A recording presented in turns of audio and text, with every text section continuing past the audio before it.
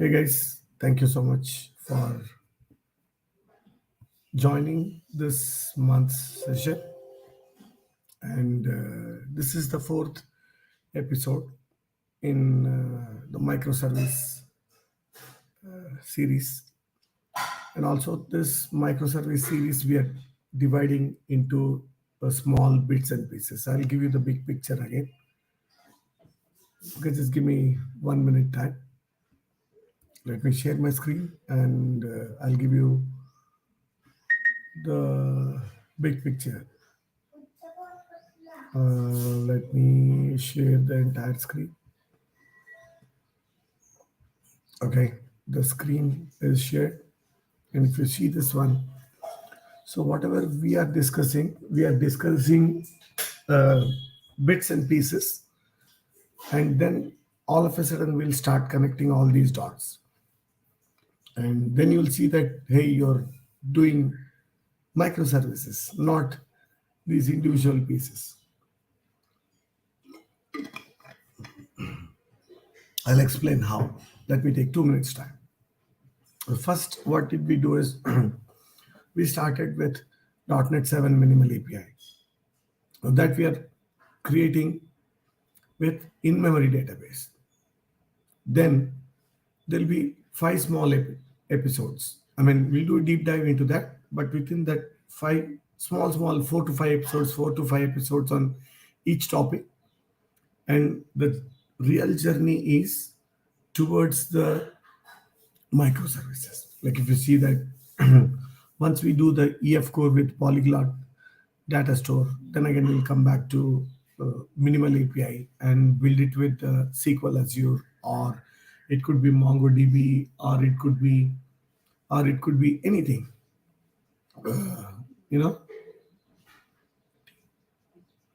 or it could be anything. Then we will have couple of containers. Then why don't we Dockerize that and do its integration with Angular and see that how does it work? Or before Angular, we might do Blazor WASM. I don't know, but I'm telling that that's the big plan. Like if you see, it's coming around 18 small courses. So each course will be of 4 to 5 episodes. So 18 into 4, that itself is too much of episodes and lot of learning. So stay tuned on that. And let's come back to today's session.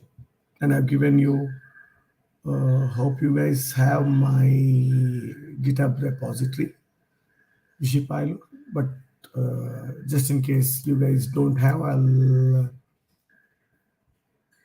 give it to you one more time. I have opened the tab here. Okay. And organization where we create this entire microservice will be here. So why I'm telling microservices, each microservice will have its own repository. I told you, isn't it? The next we will start on Polyglot Data Store, then we'll start on SQL Server. So you can correlate whatever I told with individual repositories we are having inside this. That means we are moving towards microservices, not towards these individual EF core or minimal API. But our end goal is the microservice. Okay, we'll take time, we will learn, but I want every one of you to do practice. I have some running nose, I'm sorry for that. Okay, so we have a lot of things to cover today. Let's move towards it. So the first thing is the Swagger. Let's see this. So this is today's episode. Actually, this has to be part of the Microsoft Learn community event, but I fell sick. And even if you see that today, my voice is not that good. Since 7 days, I'm having throat infection, so I was unable to speak at all. So that was the reason that event was cancelled. I was sick and I opened it here. But future events, we will do it from the Microsoft Learn community. It will be Teams event. Okay. So what I'm planning is at least from the April onwards, whatever the events which we are doing, we will do it from there. I'll see if this 26th event can be done from the Microsoft event. Learn. So let's come back to this one. So Open API specification.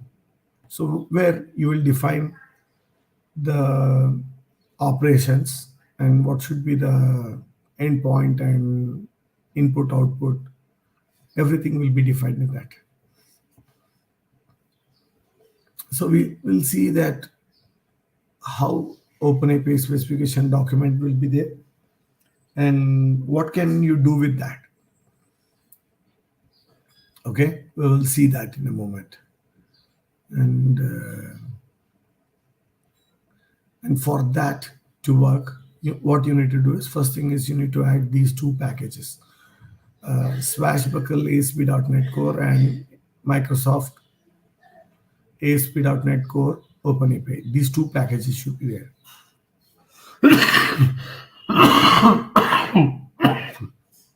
Sorry. After that, two packages, you need to add those to the service collection. And then if it's the development environment, you need to use Swagger and Swagger UI. So these are the three changes. And after that, we will start using with these tags, names, with OpenAPI and all those things. Okay. So that's the thing. So let's come and see those things in action. First, I'll show you how the Swagger looks. And why should we use it? Because assume that you're writing this entire API, you know that how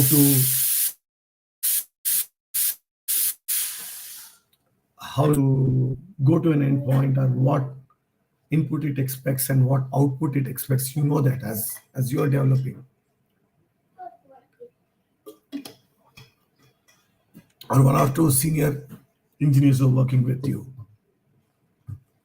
But junior programmers or junior engineers who are working in the team, they should get this information.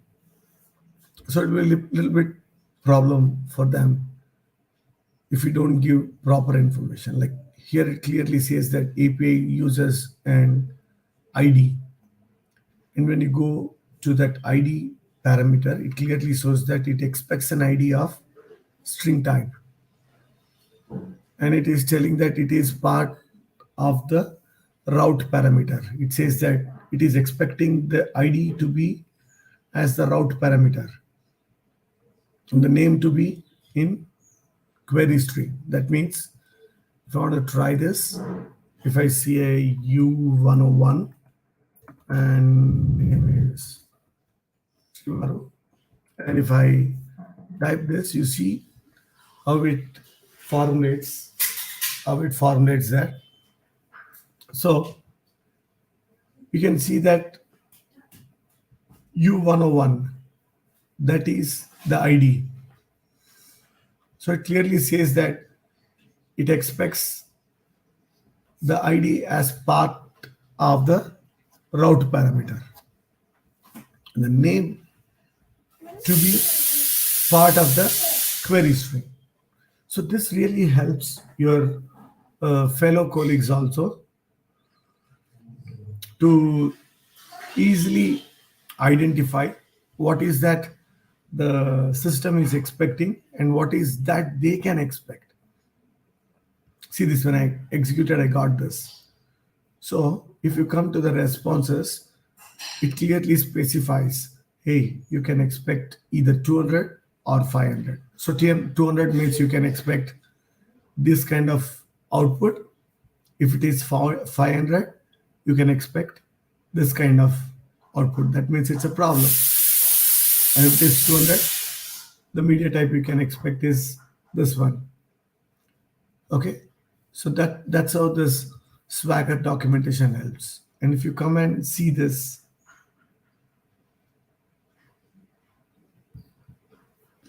for the time being, you see that OAS3. You should remember this, seeing it in this URL.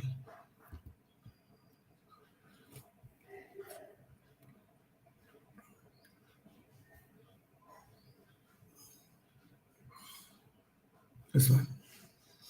Open API specification OAS in the version 3, OAS 3. That's what we are seeing here.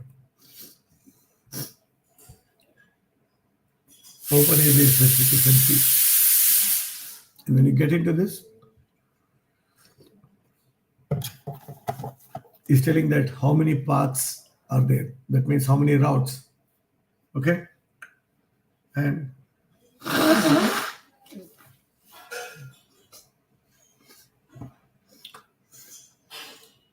you can see OpenAPI 3.0.1. That's the latest one. That version. And it is giving what are the tags and under which tags, how many operations are there. Okay. So if I come down to this one, school API, under this tag, you can see this one route and this root HW API /B1. There are 3 routes under that.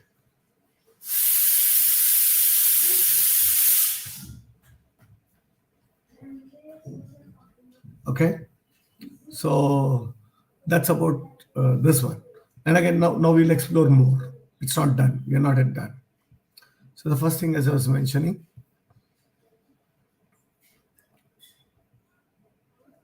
you will come here. You will add the swashbuckle as well as the Open API. These are the 2 NuGet packages you need to add.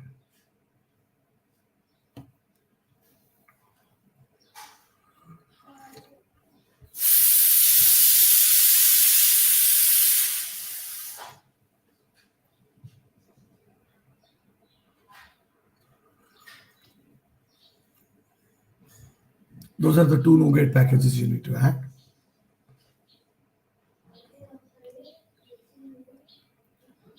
You can see that swashbuckle ASP.NET Core and Microsoft.ASP.NET Core.OpenAPI. So the OpenAPI and Swagger tools, right? So that's the step 1. And let's do the step 2. Step 2 is we need to add the dependencies. And for adding the dependencies, in the previous episode itself, we moved everything to its own respective files. If you see that, how many lines do we have in program.cs? It's less than 15 lines. Where did we move everything? All the service collection related things we moved to extension class. We calling it as configure dependent services. You can call it anything. I'm calling it like this. Like you can call it as configure service collections or whatever it is. But the thing is that if you see what is happening inside the program.cs, I can have a clear-cut view. Okay, that's less than one screen full of content. Now all the service collection related, I moved into this method, which is this extension method. So here We are adding the BP context. We are adding the auto mapper. We are adding business layer and repository layer. And also we are adding Swagger API. And this itself is one screen full of contents. I mean, less than one screen full, but I'm saying that even if it is one screen full, then we can start breaking up into logical units. Like all the application dependencies, we can move into one method and call it like configure application dependencies. All the third-party dependencies like DB context, automapper, and Swagger. These three we can move into another method and call it like configure third-party dependencies. So don't do it at the first place. First, write the code, then identify the pattern, then start moving the things. Isn't it? You might not need it. Suppose tomorrow we are adding 10 more application dependencies. Definitely we have to move this code because this itself will have 1, 2, 3, 4, 5, 6, 6 plus 10, 16, and one more line is here. That will be more than screen full of content. We'll not be able to understand what this method is doing. So then break it up. But don't do it today, expecting that tomorrow we might need 10. No. Think of crossing the river when the river comes, not now. Okay? And the third thing is we moved this here. Whenever it is development environment, you use Swagger UI. Okay?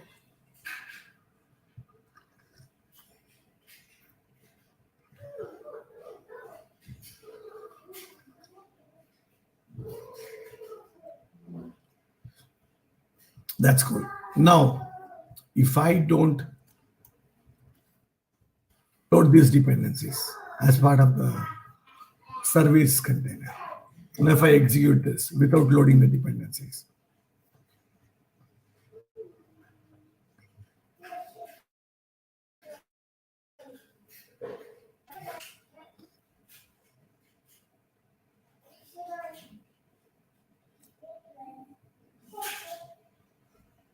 see that.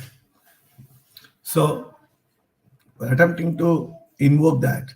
It's unable to find the service type, iSwagger provider, because the types are missing because we didn't load those into the services collection container. So it's the same concept. You don't load it, you will not find it. So the first thing is you have to load it into the service collection. So there are 3 simple steps. I just wanted to show you that. The first step is you have to install the packages. Second step is load it or update the service collection container. The third step is use it. Then you see. Now let's play around these things. WithTags, WithNames, ProducesProblem. Why should we use all these things?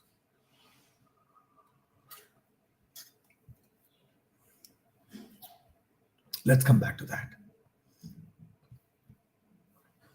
Let me go to this hello world endpoint.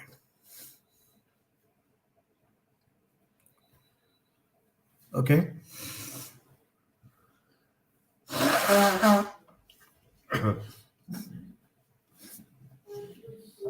When I come to this hello world endpoint, what is that we are seeing in the Swagger?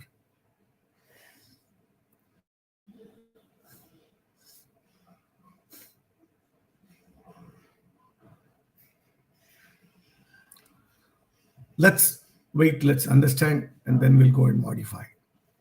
So see this, one of the API is coming under default response. 3 are coming in school API. We don't want that. These has to be like hello world endpoints, isn't it? So we'll start with tags.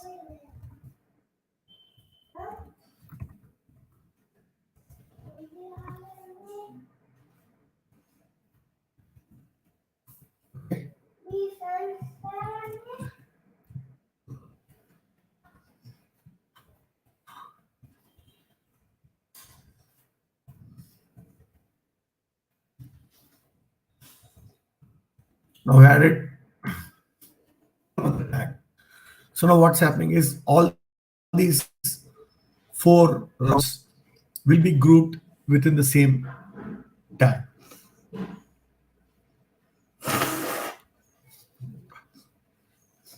See that? Now beautifully it tagged all these four methods here. Now it will be very easy for us to understand that, hey, under the course, there's one endpoint. Under hello world, there are four endpoints. There's something known as person DTO. We'll change that. Just give me a minute. Huh?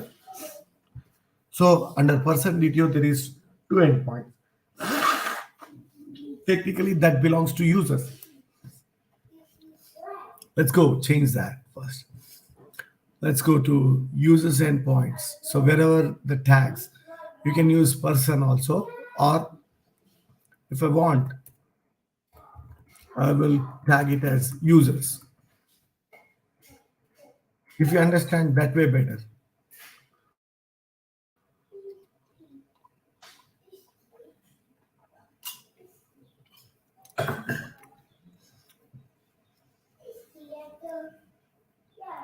There you go.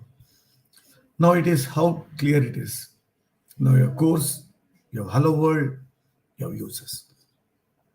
And apart from that, when we come back to the users endpoint, we are calling it as with name. Okay, where does this with name comes handy? Let's see here. Hello world with name. Oh,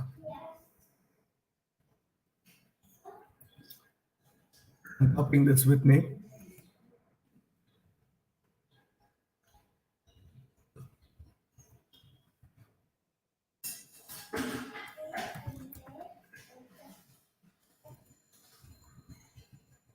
Get from root. That's what I'm calling it.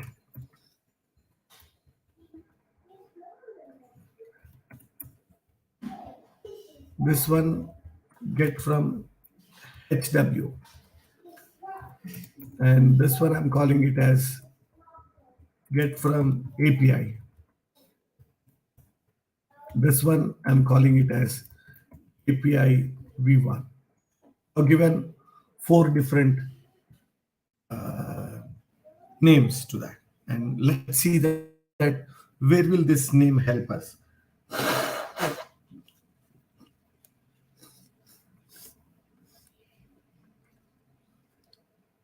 Visually, are you seeing any difference?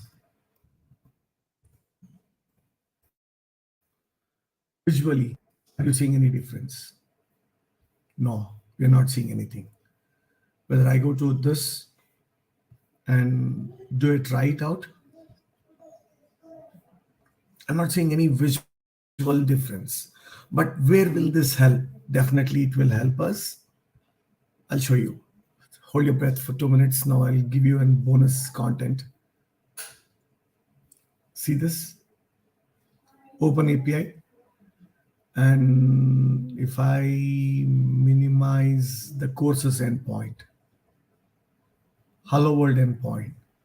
So this is operation ID. So get from root means that's root. Get from HW. I mean, this is for our identification we are writing. You can write it anything, but I'm telling that this is how we'll identify. And if you see,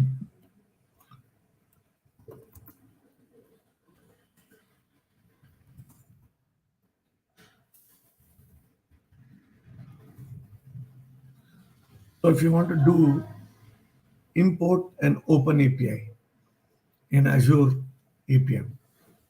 So if you're creating Azure API, then what you can do is you can straight away import it directly. So you don't need to create the API. What is import, what is export? You don't need to do anything. All you need to do is import that. So this is what I was telling another thing. Okay, let's assume that we have this courses API. And if you see that every one of these endpoints, we have created with our own hands, isn't it? It was very tough for us to go back and understand whether a parameter should come from the route parameter or it should come from the query parameter, and what should be the input, what should be the output. We tried our level best to create. So we don't need to do that. There is a shortcut this guy OpenAPI specification is giving us. So again, I'll show you how to do it. From the Swagger UI, click on that. It comes and opens the OpenAPI spec doc.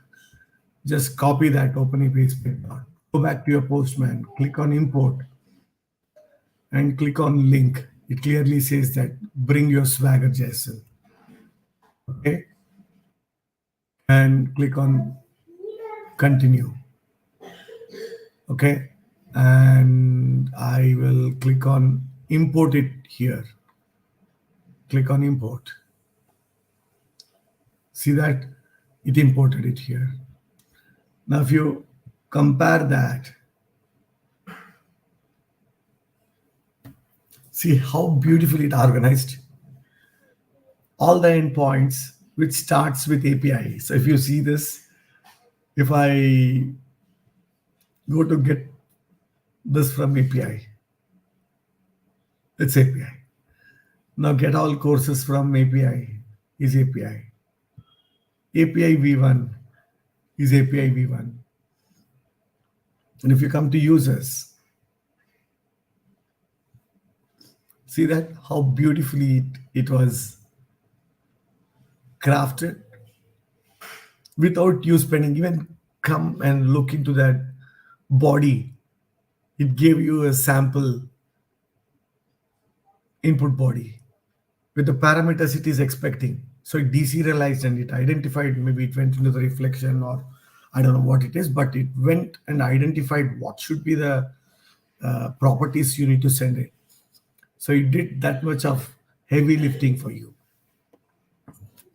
Okay.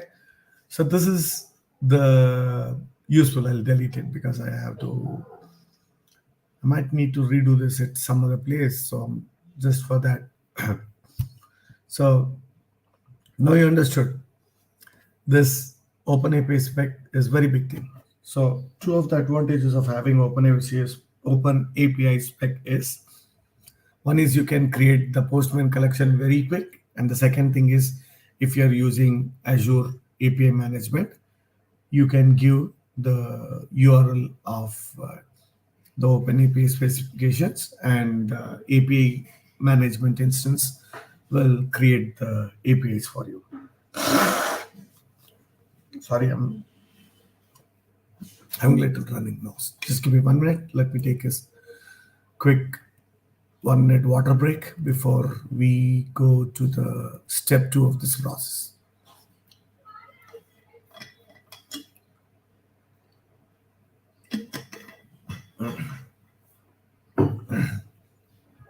Similarly, when we come back to the real endpoints, I mean, I'm teaching different things at different places. So if you see users endpoint, you can observe two things. The get method, we are saying that allow anonymous, but for the post method, we didn't tag it as allow anonymous, because mostly the get method means you will allow users to go and grab it until unless it is backed up by the role based or the claims based that only few users should see these records, few users should not see. Until unless you have a stringent rules of those kinds in your project, you will not allow even get method.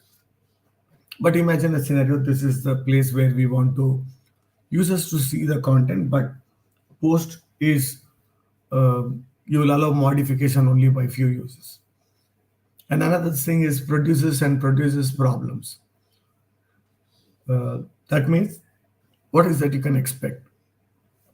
Like if you see post, so you can say that 201 created.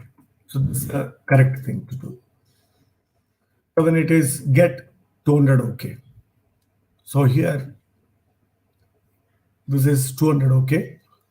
But in users, when you're posting it, the HTTP status code should be good is 201. That means you're saying that hey, the resource has been created. The intention of the put is to post. The intention of the post is to create a resource. So splitting the 201 is the right thing. Like if you see that, okay, 201 created, or it could be 500. So that's about this HTTP status code. Now let's come to this repository layer. We'll come back and we'll do a deep dive into this repository pattern. Not only this repository pattern, we'll be doing a deep dive into few other things also. We'll see. I'll show you that. Very soon, we'll come back and do cache asset design pattern with Redis cache. And how do you do synchronous communication between microservice and a microservice? And resiliency, timeouts. That means service A is calling service B. And let's assume that service A and B, when they went into an agreement, the service level agreement is the service B should return the content within 2 seconds. So it makes sense for service A to put a timeout of 2 seconds because that's what the agreed service level agreements are. So if service B takes anything more than 2 seconds, we are going to timeout. If you want a 10% tolerance, we can make it like a 2.5 seconds or something. But we should have a timeout. And then wait and retry. So there might be a network blip or some temporary blip. So we might try. Do you want to try immediately and clock the server further? No, there should be a systematic way. So one of the thing we do is exponential, like wait and retry. Like first initially 2 seconds we'll wait, and then we'll wait for 4 seconds. Then we'll wait for 8 seconds. Then we'll wait for 16 seconds. Then we'll wait for 32 seconds, like that. Exponentially we'll wait. Do you have to retry how many times? How many times do you want to retry? You have to specify. Even though if it is exponential, it doesn't make sense to retry for so many long times. So few times you need to retry. And there's something known as a circuit breaker. So if it is failing for n number of times, stop it, wait for some time and do another retry. If it works, allow the flow. If it is still failing, stop further calls. So we'll do a lot of these kind of architectural things, but slowly everything will come. Eventually we are going to do that. So for today's session, we'll learn just enough this design pattern called as repository pattern. Okay, if you see that uh, F core 7.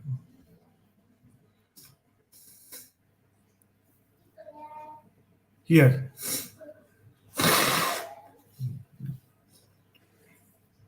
this is entity framework 7. Let me come back here once again.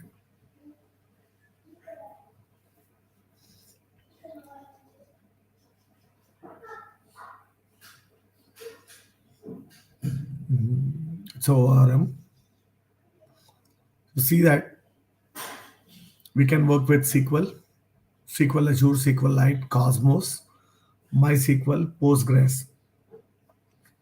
There's a lot of these things are there. And let me come back to one other place, to this DB context. See the first line, last two words. The DB context instance represents a session with the database and can be used to query and save instances of your entities. DB context is a combination of unit of work and repository patterns. So the DB context itself provides the unit of work, and I mean it's a combination of unit of work and repository pattern. But just for our knowledge, we want to create our own repositories just to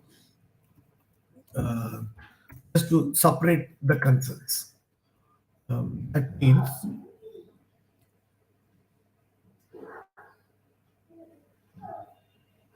guys, we're going to come and do all these things. Just give me some time because I have to give you enough knowledge before start doing all these things. I don't want this to turn out to a misadventure. So that's the reason. See this. This is a assume that repository layer. And there is the SQL DB context. I'm using this since long, but let me have it here.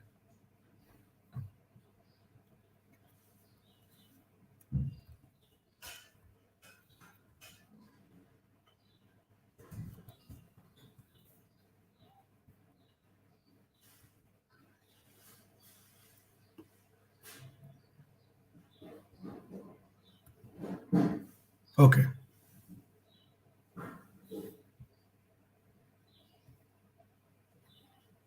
Just give me 1 minute. Let me adjust it.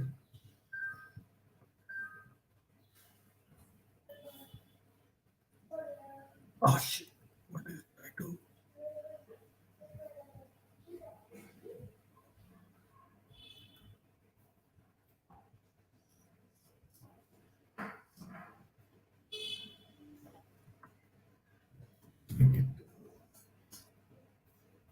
Well,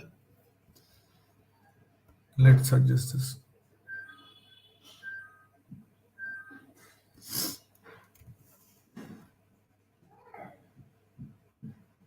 Okay.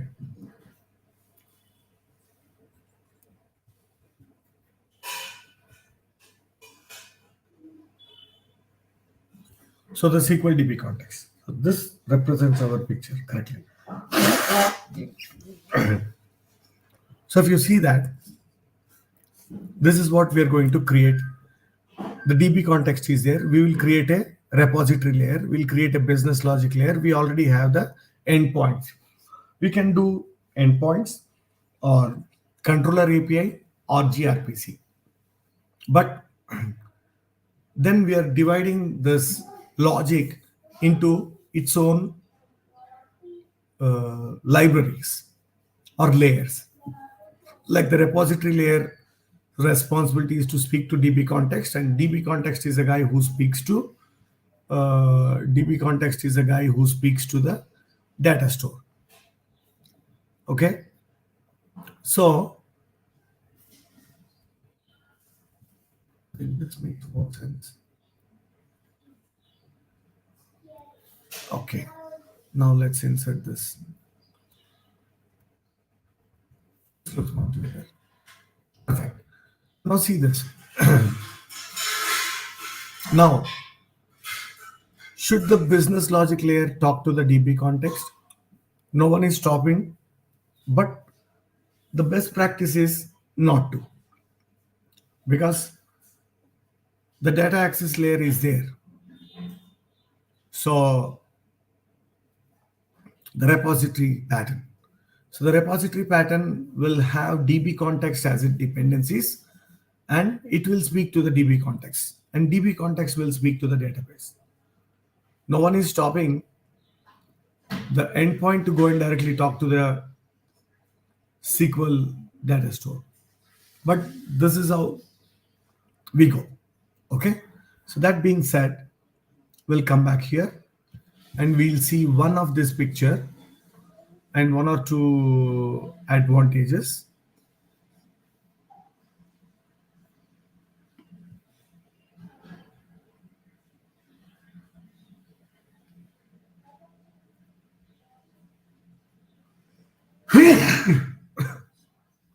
See this. We have the database, DB context. At this point of time, our endpoint directly talks to the DB context. Instead of that, we are saying our endpoint to speak to the repository layer. Repository layer will speak to the DB context. Okay. So one of the example advantage is, imagine a scenario. We have two things.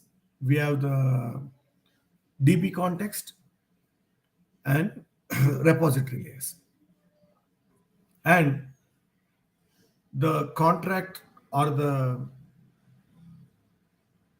entities which is used to map one-on-one between this and this are entities here. So if you see the code inside the data folder, we have two things. One thing is entities, another thing is DTOs. So entities are one-on-one mapping with the database. That means the contract between this layer is pretty fixed. Hey, I will ask you something, records, or ask you to read or write the entity. I will give you entity, you give me back entity. That's the fixed contract between these three people. When it comes anything which goes out of the repository layer, best practice is to spit out the DTO, data transfer object, not to send out the entities. Why?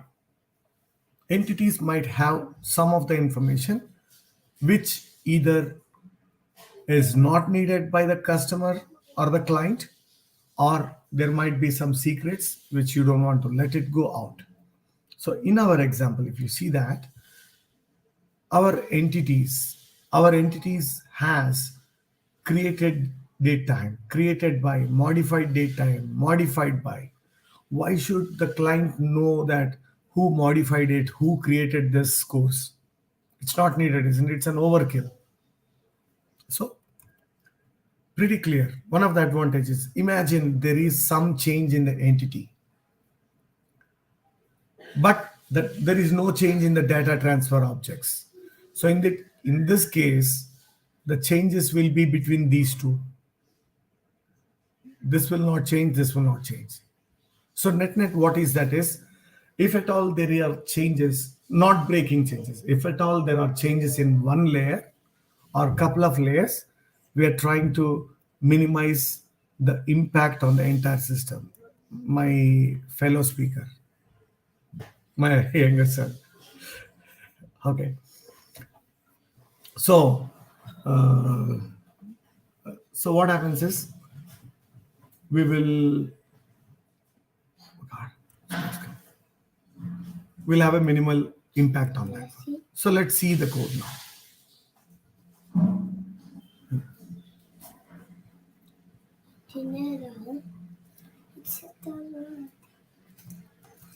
So you can come to that application core, see the repository layer, and in the repository layer you will see that get all courses. Okay, so here under repositories also you have it, and you see that this repository is school DB context, iLogger and IMapper. Then we have business layer. In the courses business, you see that it is receiving repository and iLogger. Now if you come to the endpoint, now if you come to the endpoint, courses endpoint, you see that courses endpoint is only receiving the courses endpoint is only receiving this uh, receiving the business logic layer. It's not receiving anything else. So let's execute this and we'll see that how is this output.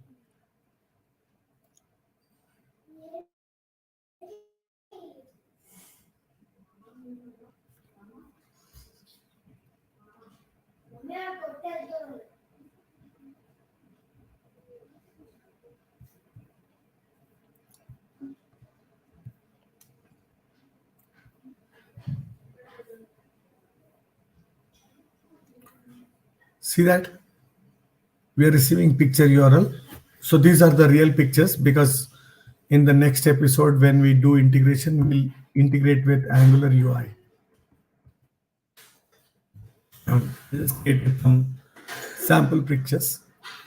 So you see that we are getting ID of that record, course ID, name, duration. Technically, I don't need ID also because the course ID itself should be unique, isn't it? The first ID is the row ID, which others don't need to know. Even the course ID is like a mnemonic.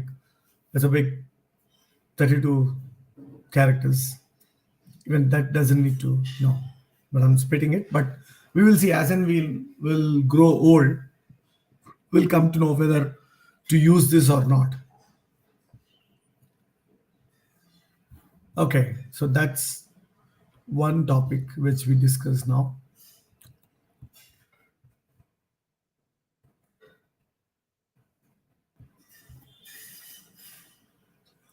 So here also, if you see that any application dependencies, you need to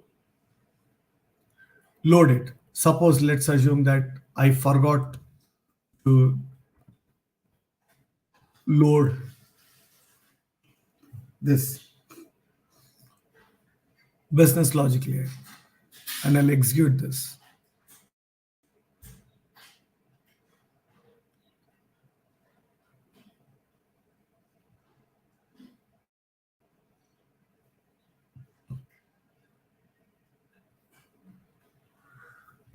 Now if I come and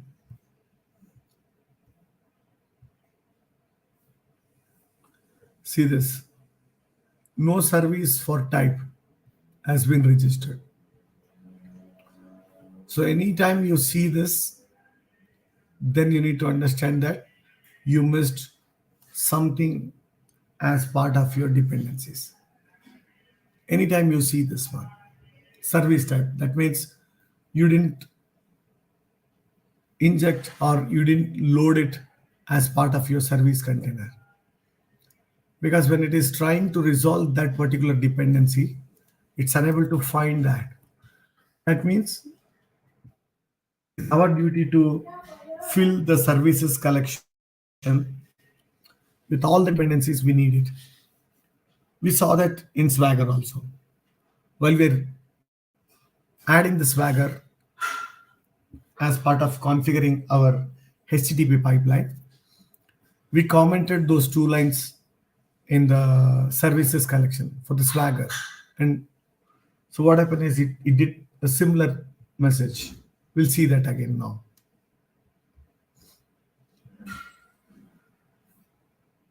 See that we got this.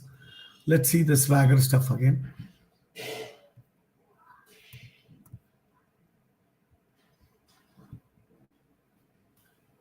So anytime we see these kind of messages, it will be easy for us to identify like what is that which is missing.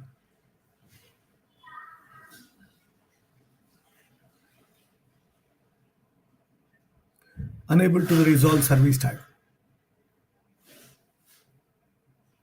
See that? So any time you want to see the raw exception, click on this unable to the resolve. The same thing, isn't it? For the type, you saw the same message. Anytime you see this, unable to resolve the service type, that means what is missing? We forgot to load that as part of the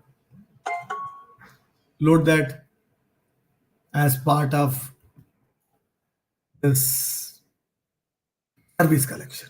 So this dependency injection, this container is there. So we forgot to load the dependencies. That's what was missing. So anytime something of that kind happens, that means you have forgot this one. And this one we moved it, and we saw the advantage also. We did two things. Again, like a separation of concerns, like anything related to the iService collection, we moved it into one extension method. Anything related to the HTTP request pipeline configuration, we moved it into another method. So here we are adding Swagger. Here we are ensuring that the database is created. This we will remove that in the 4-5 episodes down the lane, because we need to have the SQL project. Then we'll remove that. And then we are mapping all the controllers. So if you see, you've written bunch of endpoints using minimal API. And the two, with some of the best practices like separation of concerns and layer architecture. Like if you see that different endpoints has been created so that we place all the logic, and we have created the application core where you have common constants and interfaces, and you can see that the constants also expression body syntax. So you don't have get and set, it's just a get, because if you mouse over on this, it shows get. This we're using the expression body syntax, so it only creates get, no set. Okay, and the application core has been used in business logic layer as well as in repositories. So the persistence is a school DB, and we'll come back to that in the once we complete the 5th episode. We will make this as a logical closure. If you see that, and after the 5th episode, we'll make this as a logical closure. We'll come back to EF core. So EF core will work with different databases. Okay, what are those databases means? If I have to come back to the DB context, no, not this. This NuGet package. So we'll definitely work with SQLite, Azure Cosmos, Azure SQL. 1, 2, 3. We'll see one out of this, either MySQL or PostgreSQL. At least we'll work with these 4 databases. So that will be again a 5 episodes program.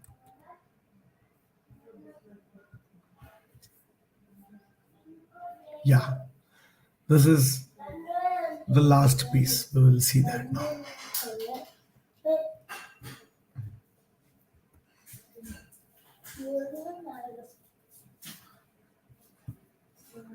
So if you see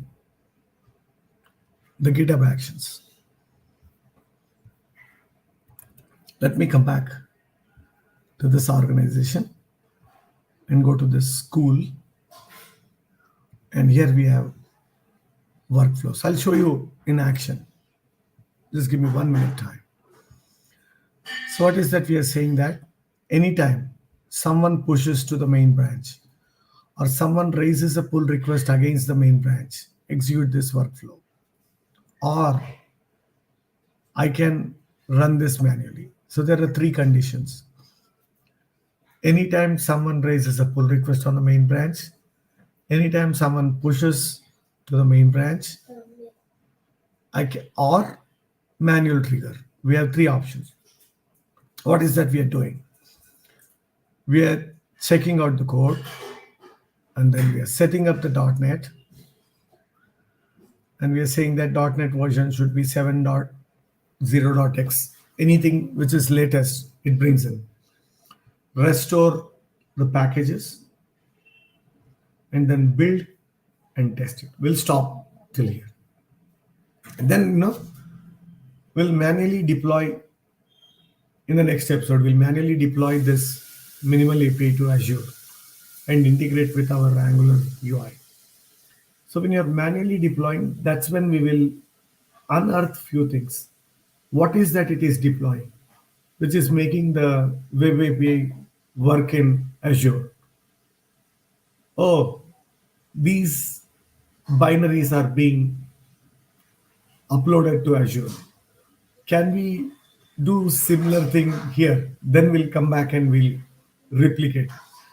Because when we go step by step, you will understand that what is happening internally. If I have full blown thing here, you might not understand that. So let's come back to this. Under the school, we have code, issues, pull request, actions. So last pull request which I raised was at 11 a.m.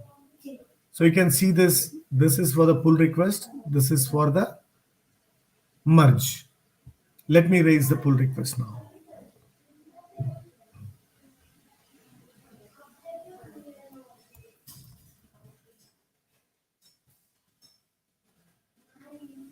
Just give me a minute. We'll push.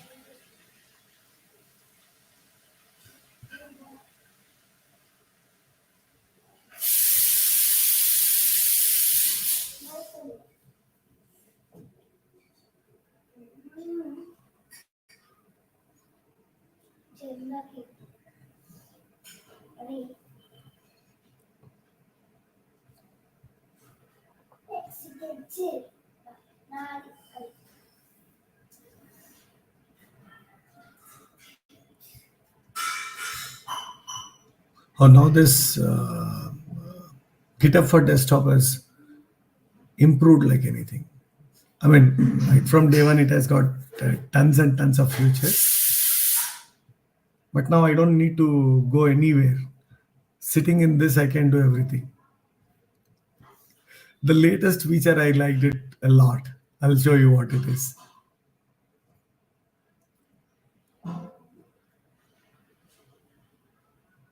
See this. One thing is you can create a pull request. Now I'm seeing this one. Preview the pull request. Click on this. This shows the entire changes. See, it shows all these changes. Let's go ahead. Like you can see here, you don't need to go there to the GitHub. You can come and nicely see that what all the changes are. These changes expected. See this was person, we changed into this one. This was 200. Okay, we created. So these were small minor tweaks which we did it. I'm happy with these changes. I want to create, then it is bringing me here. You can see the same 4 files there, like it is giving you a quick preview. Now we raised the pull request. The moment we raise the pull request, you can come in here. You see that. And you can get into this build. See that it is it has installed 7.0.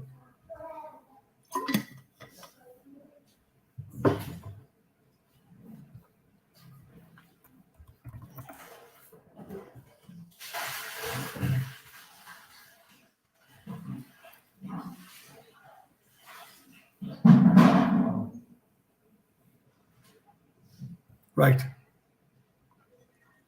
7.0.200.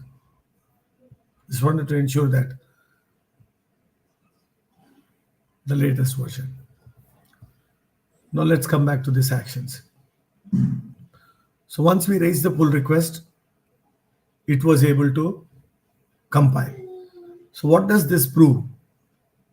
This proves that the person who has raised the pull request, his code is in a compilable state. Now someone can go and do a code review. Let's assume I myself, I'm another developer. I went and I saw that okay, the build is in compilable state. I'm doing a squash merge. I'm saying that okay, I'm approving your pull request. Now again you need to come back. So one is, I told, isn't it?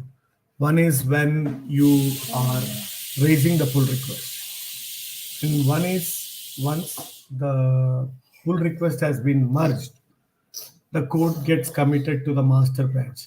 Again, this will run. But what we do is we will do little bit different. That means I'll show you here. This is part of the DevOps and CI/CD process. So for every change, we do a feature branch and we'll raise the pull request. And the pull request will run a gated build. I mean, we'll use the same pipeline to execute it as part of the gated build and as part of the CI build. So the gated build is that when someone raises the pull request. So what is the need of this gated build? The need of the gated build is it will ensure that the code is in a compilable state and it will run and executes all the test cases. So that shows that we didn't break anything. And on top of that, we can execute the static code analysis. So we'll see that the static code analysis will get executed in future. Okay. So those all things will come and learn, but I'm showing you bits and pieces. Now see this, even this got success. So what happened is it should always be like this. So whether someone is raising the pull request or someone is committing, you need to ensure that your code is in compilable state and it is able to generate the artifacts which is required. Okay. So that being said, folks, stay tuned. In the next episode, we'll deploy this minimal API with in-memory to Azure. And we'll do a quick integration with Angular 15. I mean, we'll not discuss anything about Angular 15 UI. All we do is we'll see that how do we retrieve, how do we showcase that on the UI. Because all these days we were using Postman. So at least at the end of 5 episodes, we need to have some working version of the software. That's what we'll see that. Okay. So once that is done, let's focus on EF Core 6 or EF Core 7, all the things which are latest. You can see that within 4 to 5 months when we have the stable release candidates of .NET 8, we'll start working with .NET 8. As of now, we're working with 7. And once we have a release candidate, we will rewrite the things which we have written in .NET 7 into .NET 8. And we'll continue in .NET 8. And thank you so much, Sulochan. I really appreciate your kind words. So stay tuned. This is fully microservice series. It's not an independent pieces. We will connect all the dots. I'll introduce the things when it is appropriate. Then we can correlate all these things. And it was, I hope you guys will join me for the next episode. Okay, please keep a watch on the meetup group and also subscribe to the YouTube channel. Okay, and what I am planning as of now is every month a minimum 2 episodes.